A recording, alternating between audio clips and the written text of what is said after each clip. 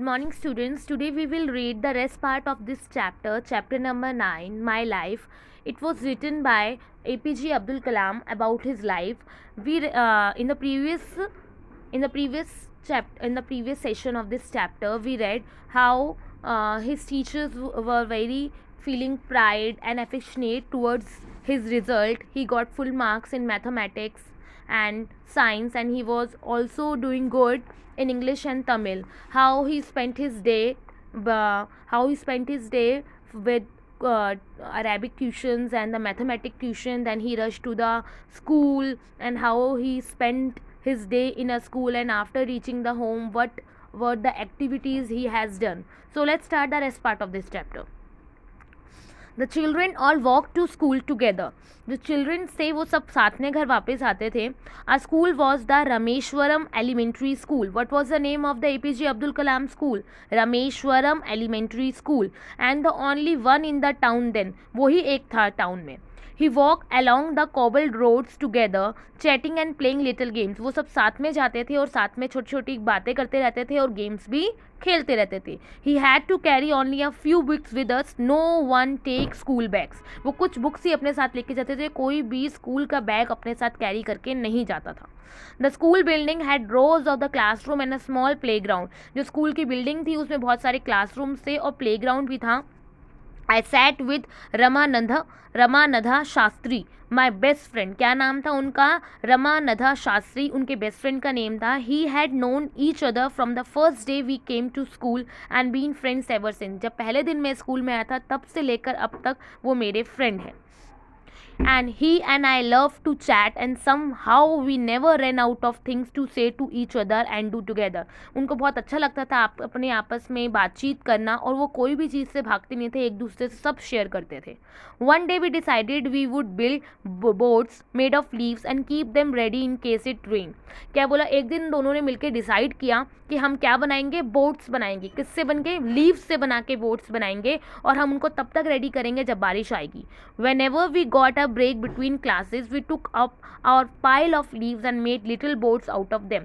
जब भी हमारी क्लास से ब्रेक होता था तो पाइल का मतलब हुआ झुंड का झुंड, वो लीव्स का काट तोड़ते थे और उससे छोटी छोटी बोट्स बनाते थे. Imagine our Joy when it actually rain that day. और आप इमेजिन करो हमारी खुशी का, अगर जिस दिन हम बोट बनाए और उसी दिन बारिश आ जाए तो फिर तो हमारी खुशी का ठिकाना ही नहीं रहता था. Our whole fleet of the boat set sails on many paddle. If I saw an ant or some other insect, I carefully made sure it got a ride on my boat to safely. क्या बोला हुआ है? हमारी fleet of boats, मतलब कि झुंड जो था, बोट्स इतनी सारी बन जाती थी कि हम डेली ब्रेक लेके बनाते थे.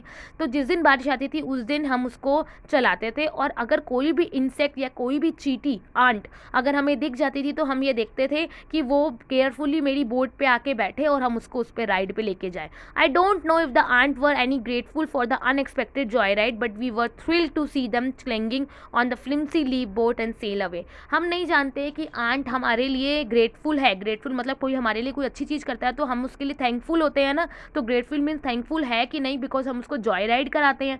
तो अब्दुल कलाम जी क्या कह रहे हैं कि आंट को हमारे लिए ग्रेटफुल होना चाहिए, क्योंकि हम इनको कितनी अच्छी राइड कराते हैं अपनी बोट्स पे. बट हमें तो बहुत अच्छा लगता था. आंट ने तो कभी भी हमें थैंक यू नहीं बोला, बट हमें बहुत अच्छा लगता था कि वो हमारी लीफ वाली बोट्स पे बैठ के एक राइड ले. शिवासु ब्रह्मानिया Lair taught me when I was 10 years old, and the 5th standard. Was a great teacher and all of us loved to attend his class and hear him. One day he was teaching how birds fly. ये कौन है? शिवासु ब्रह्मानिया. उनके एक और teacher हैं जो क्या पढ़ाते थे उनको, बेसिकली ऐसे EVS वगैरह पढ़ाते थे. और वो उनको जब मैं 10 साल का था, ये अब्दुल कलाम जी बता रहे हैं, इन द 5th स्टैंडर्ड में था और मैं 10 ईयर्स का था. तो वो बहुत अच्छे टीचर थे और हमें बहुत पसंद थी उनकी क्लास लेना. एक दिन उन्होंने हमें क्या बताया कि कैसे बर्ड्स उड़ती हैं. He draw a diagram of a bird on the blackboard depicting the wings, tails and the body structure. एक दिन उन्होंने डायग्राम बनाया ब्लैक बोर्ड पे और उनकी विंग्स दिखाई, उनका टेल बनाया, उनका प्रॉपर बॉडी स्ट्रक्चर बनाया. He explained how birds create the lift fly. उन्होंने ये एक्सप्लेन किया कि कैसे जो हैं बर्ड्स फ्लाई करती हैं, उड़ती हैं और अपनी बॉडी को कैसे उठाती हैं. He also explained to us how they change direction while flying. जब वो उड़ती हैं तो वो कैसे डायरेक्शंस को भी अपने आप को चेंज करती हैं, वो कैसे करती हैं. For nearly 5 minutes he gave are lecture, उन्होंने 5 मिनट तक हमें लेक्चर दिया विद वेरियस इन्फॉर्मेशन, बहुत सारी इन्फॉर्मेशन दी, कैसे वो लिफ्ट करती है अपने आप को, कैसे वो उठती हैं, और इन्फॉर्मेशन ऑफ 10, 20 और 30 मिनट्स तक वो देखते रहे. At the end of the class, जब क्लास खत्म हुई, know whether he had understood what he had been teaching, हमें समझ में ही नहीं आया कि उन्होंने क्या पढ़ाया. I spoke up and sad, मैं खड़ा हुआ और मैंने बोला, I had not understand what I said this. He asked the other student whether they had understood और नॉट. तो मैंने खड़े होकर बोला कि सर मुझे तो समझ में ही नहीं आया. किसने बोला? अब्दुल कलाम जी ने बोला. तो बाकी बच्चों से भी सर ने पूछा क्या तुम्हें समझ में आया, तो बाकी सब ने भी बोला कि हमें समझ में नहीं आया.